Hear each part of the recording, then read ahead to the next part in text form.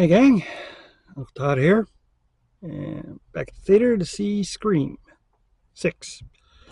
And you can see, but I have my Scream shirt on, so all set. And bit of a change as they are going to be in New York City, big city. This is, I think, the second time they've left Woodsboro. The first time was Scream 3 when they went to Hollywood. But that one mostly took place in like the suburbs of Beverly Hills and the studio where they were making a film. So this will be like big city type stuff, sort of Jason Takes Manhattan, only probably not as campy as that one was, and more scenes in Manhattan too, or at least New York in general. But we've got some returning cast members like Jenna Ortega from the last film. Basically, the survivors of the last film are carrying over to this film, much like the original cast did. Although that cast kept getting whittled down as the series progressed. But yeah, looking forward to it. I'll tell you what I think when I get back. And we're back. Really good movie. This is a franchise, unlike other horror franchises, that it keeps putting out strong films.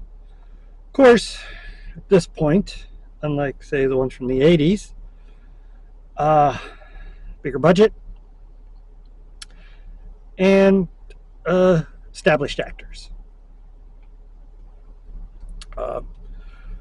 It starts as, usual Scream movie starts with a person getting killed,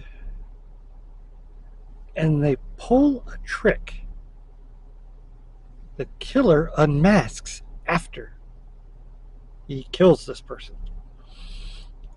And at first you're thinking, oh, wow, this is going to be really different. We're going to follow the killer as he stalks. Okay, this is interesting. And then 10 minutes later, he gets killed by the real Ghostface killer in this film. Now, the main characters from the previous one, Samantha and Tara, they've moved to New York. Well, Tara and the other three survivors all moved to New York to go to school. Mindy and Chad. And Samantha followed and is a bit overprotective of Tara. She's also in therapy, but has trouble articulating her problems. The fact that she keeps having conversations with her dead serial killer father. If you've seen the previous film, you know what I'm talking about. And Tara, on the other hand, is taking the opposite way of dealing with all the trauma by living pretty recklessly, drinking, going to parties, hooking up with strange boys.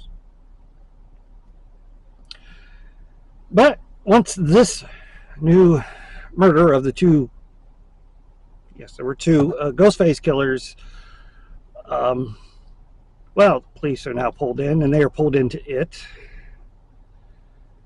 And then Samantha's therapist gets murdered, and they're attacked. Samantha and Tara are attacked on the street by a Ghostface who lays waste to a convenience store.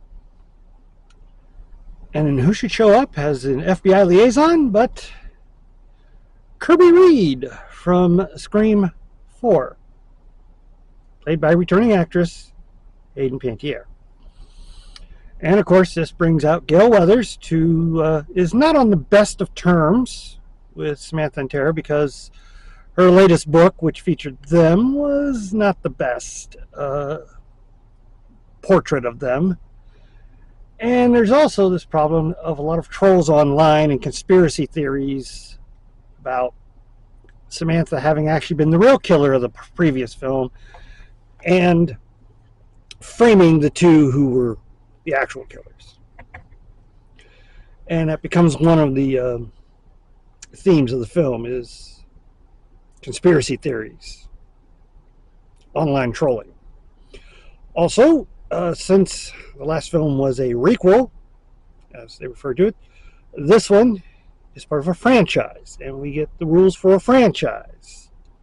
Legacy characters do not have plot immunity. They can be killed. Everything has to be bigger, bloodier, gorier, more action. The deaths have to be more visceral. So you know what to expect when you're watching this film, and it is vicious. And the New York setting isn't used that much, although they do have a scene in the park, and of course, a pretty suspenseful moment on the subway. But for the most part, most of the action takes place in apartments and in a big warehouse / theater. Yeah, excellent film, really good acting. Jenna Ortega, you know, everyone's favorite Wednesday. It's good to see Hayden Panettiere again. And oh geez, I can't remember who plays Gail Winters. Courtney Cox. Kept wanting to say Monica. I think that was her character on Friends.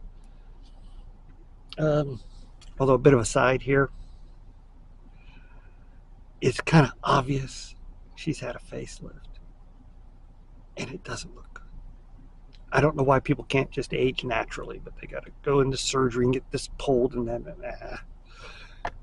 But that's a rant for another day, or not. But yep, really good film. As I said, this franchise just keeps chugging along. Don't know if they'll have a 7th one, but if this makes money, you know they will. Well, please hit like, share, and subscribe, and I'll see you next time.